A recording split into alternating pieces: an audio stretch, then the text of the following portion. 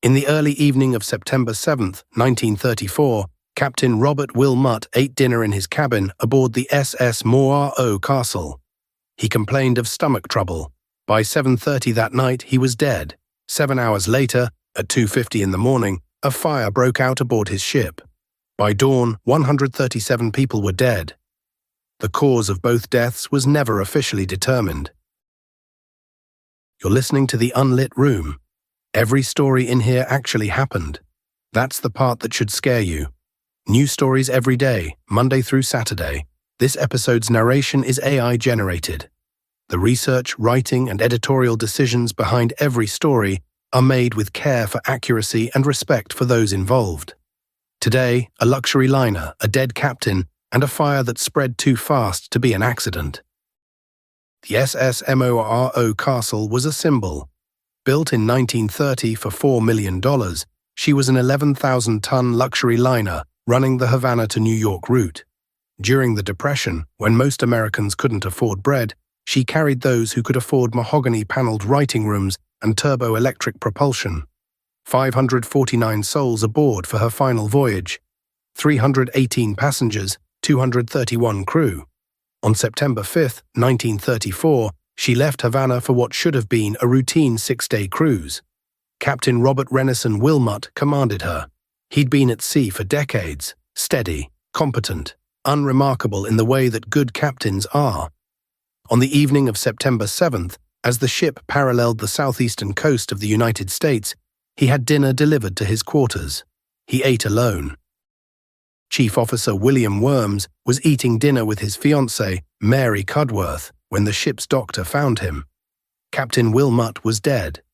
The doctor listed the cause as acute indigestion, or possibly a heart attack. The accounts vary. What doesn't vary is that Wilmot died suddenly, with no warning, after eating a meal delivered to his cabin. Worms took command. It was after 7:30 p.m. The ship was still hours from New York. A nor'easter was building, thickening clouds, intermittent rain, winds shifting easterly. Worms ordered the captain's body wrapped and moved to cold storage to preserve it until they reached port. The ship continued north through the darkness. On most voyages, a captain's death would be the story. A tragedy, certainly, but the kind that happens at sea. Worms would bring the ship in. There would be an investigation. The official report would note the unfortunate loss of a skilled officer. The Morro Castle would sail again with a new captain. That's how it should have gone. Micro Cliffhanger 1. What Worms didn't know, what nobody aboard that ship knew yet, was that he had less than 7 hours before his command became a death trap. At 2:50 in the morning on September 8th, a night watchman discovered smoke coming from a storage locker inside the first-class writing room on B deck. The ship was 8 nautical miles off Long Beach Island, New Jersey. Winds were over 30 miles per hour. The sea was rough. The crew tried to fight the fire. The equipment was inadequate. Within 20 minutes, flames had burned through the main electrical cables.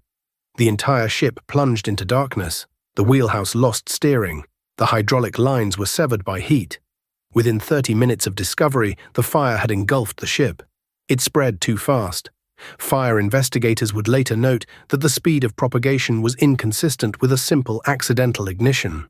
Flames moved through ventilation shafts, consumed mahogany paneling, climbed through deck after deck. Passengers sleeping in their cabins woke to smoke and heat. Many never made it out. The deck boards grew hot to the touch. Thick smoke made breathing impossible in the interior corridors. Acting Captain Worms tried to beach the ship, but the fire had already cut off access to the engine controls. He had no power, no steering, no lights. The radio went silent after sending a single SOS. The Morro Castle was adrift and burning in a 30-mile-per-hour wind. There are 12 lifeboats on a ship like the Morro Castle. Combined capacity, over 800 people. Enough for everyone aboard, with room to spare. That's the regulation. That's the promise. In calm seas, with a trained crew and adequate time, those boats could save every soul on the ship. This was not calm seas, the crew was not trained, and there was no time. Micro Cliffhanger 2. 6 lifeboats launched. They carried 85 people, most of them were crew. The passengers were left behind. Crew members cut off by fire amidships moved toward the forecastle. Those who reached the lifeboat stations found the boats already gone, or found crew members filling them with other crew.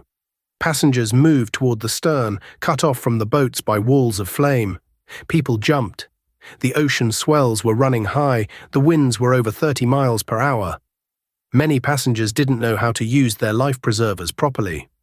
Some were knocked unconscious when the preservers struck them as they hit the water. Others drowned because the preservers weren't fastened correctly. Deck chairs and life rings were tossed overboard as makeshift flotation. Bodies began washing ashore along the New Jersey coast from Point Pleasant Beach to Spring Lake.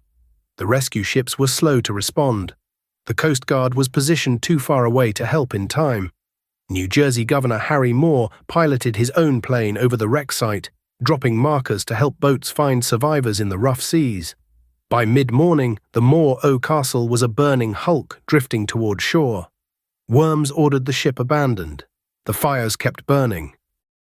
That afternoon, the Morro Castle ran aground in shallow water off Asbury Park, New Jersey, the same spot where the ship New Era had wrecked 80 years earlier. Crowds gathered on the beach. Thousands of people came to watch the wreck smolder. Convention Hall's pier overlooked the beached hull. The ship that had been a symbol of American prosperity became a macabre tourist attraction. The fires burned for 2 days. On March 14, 1935, 6 months later, the charred wreck was finally towed away. 137 people were dead. Federal investigators spent months trying to determine what caused the fire. They concluded the cause was undetermined, but they suspected arson. There were 3 main theories. The first, an electrical fire from the ship's turbo-electric propulsion system, possibly near the funnel uptake where the storage locker was located. Ward Line, the company that owned the Morro Castle, preferred this explanation. It absolved them of criminal negligence. The problem, electrical fires don't spread that fast, and they don't ignite in multiple places simultaneously, which witnesses reported. The second, spontaneous combustion of stored materials. The locker contained blankets, linens, cleaning supplies. Investigators floated this theory early. It fell apart quickly. There was no history of spontaneous combustion in that locker. And the timing, less than 7 hours after the captain's sudden death, strained coincidence. The third theory was darker. Investigators believed someone set the fire deliberately. They had a suspect in mind, a crew member with motive, opportunity, and a disturbing pattern of behavior that would only become clear years later. The chief radio officer was a man named George White Rogers. When the fire broke out, he sent the SOS that brought rescue ships to the scene. He stayed at his post. He was celebrated in the press as a hero. He received public accolades, the man who saved lives. Years later, federal investigators named him as the prime suspect in the arson. Rogers had a pattern. He thrived in crisis. He needed to be the hero. And if there was no crisis, if there was no opportunity to be the hero, he would create one. Investigators suspected he'd set fires before, small ones, fires that gave him a chance to be the man who sounded the alarm, who stayed calm, who saved the day. The Morro Castle fire was his masterpiece. He was never charged. The evidence was circumstantial. There were no witnesses to the ignition, no confession. Rogers walked free. In 1953, he was arrested for murder, not for the Morro Castle, for killing 2 people in unrelated cases. He was convicted. He died in prison in 1958. He never answered for the 137 people who burned or drowned aboard the Morro Castle, but many who studied the case believe he killed them all. Sometimes the hero and the villain are the same person.